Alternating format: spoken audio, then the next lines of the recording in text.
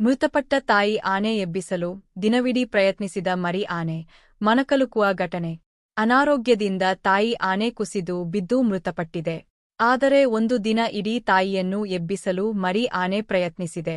ಒಂದಿಂಚು ಕದಲದೆ ಮೃತ ತಾಯಿ ಆನೆ ಮುಂದೆ ನಿಂತು ರೋದಿಸುತ್ತಿರುವ ಮನಕಲುವ ಘಟನೆ ನಡೆದಿದೆ.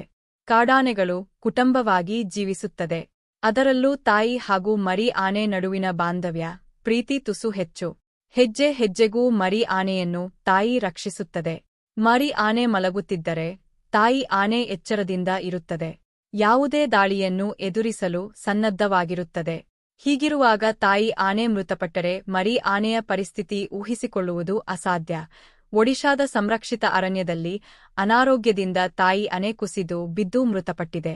ಆಘಾತಗೊಂಡ ಮರಿ ಆನೆ ತಾಯಿ ಆನೆಯನ್ನು ದಿನವಿಡೀ ಎಬ್ಬಿಸುವ ಪ್ರಯತ್ನ ಮಾಡಿದೆ.